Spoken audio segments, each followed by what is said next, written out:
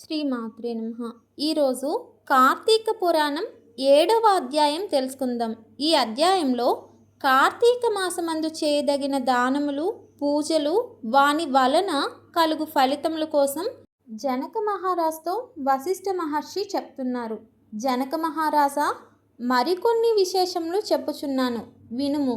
కార్తీక మాసంలో పద్మములచే విష్ణువుని పూజించిన వాని ఇంట లక్ష్మీదేవి నివసించును.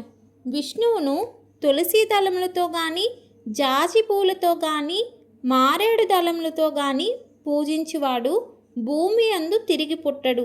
ఉసిరిక చెట్టు కింద ఉసిరికాయలతో హరిని పూజించువాని యముడు చూడలేడు. తులసి దళములతో సాలగ్రామమును పూజించువాడు ధన్యుడగును. బ్రాహ్మణులతో కలిసి వనభోజనం చేయువాని పాపములన్నీ నశించును.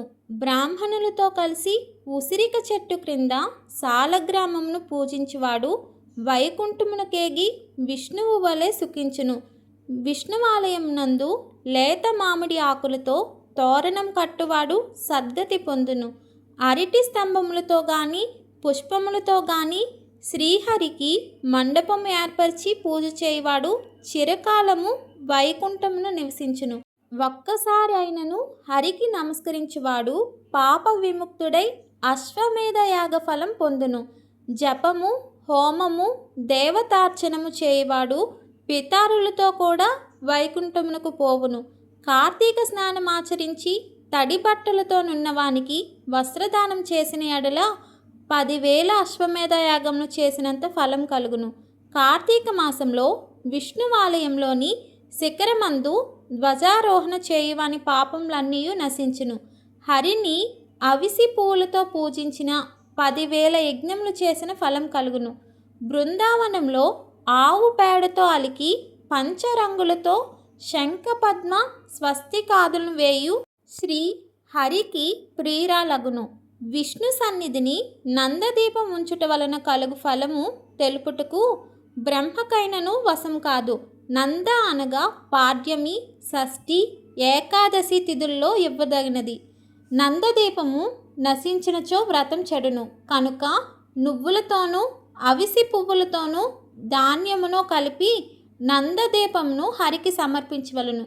శివునికి జిల్లేడు పువ్వులతో పూజించేవాడు దీర్ఘాయువు కలిగి తుదకు మోక్షం పొందును. విష్ణువాలయంలోని మండపమును భక్తితో అలంకరించువాడు హరి నిలయమును నివసించును.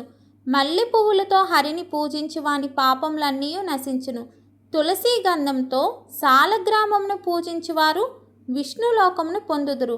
స్త్రీ గాని పురుషుడు గాని హరి సన్నిధిలో నృత్యం చేసిన ఎడల పూర్వజన్మల యందు చేసిన పాపములు సహితము నశించును.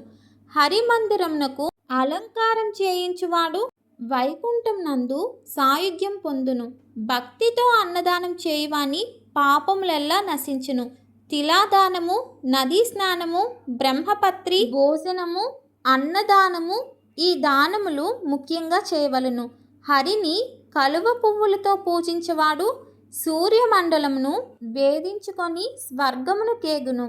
మొగలి పువ్వులతో హరిని పూజించేవాడు 7 జన్మలలో వేదాంగ పారగతుడై బ్రాహ్మణుడై పుట్టును. పద్మములతో హరిని పూజించువాడు సూర్యమండలంలో చిరకాలము నివసించును. అవిస పువ్వుల దండ వేసుకొని హరిని అవిస పువ్వులతో పూజించువాడు స్వర్గమునకు ప్రభువగును.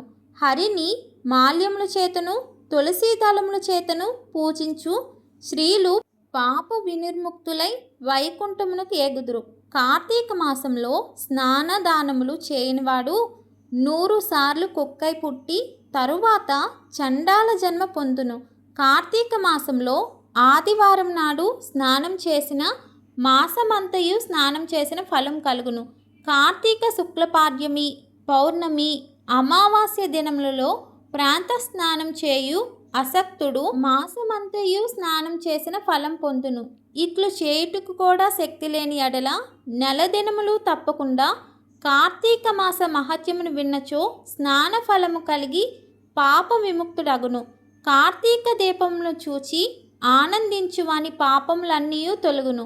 హరిని పూజించు ఇతరులకు మనోవాక్కాయములచే సహాయపడువాడు స్వర్గమును పొందును. హరిని గంధ పుష్ప ధూపదీపాదులచే పూజించువాడు వైకుంఠమును కేగును. హరి సన్నిధిలో జపము చేయని వాడు 7 సార్లు నక్కై జన్మించును, తరువాత ధ్రువలోకమును కేగి సుఖించును అని చెప్పెను.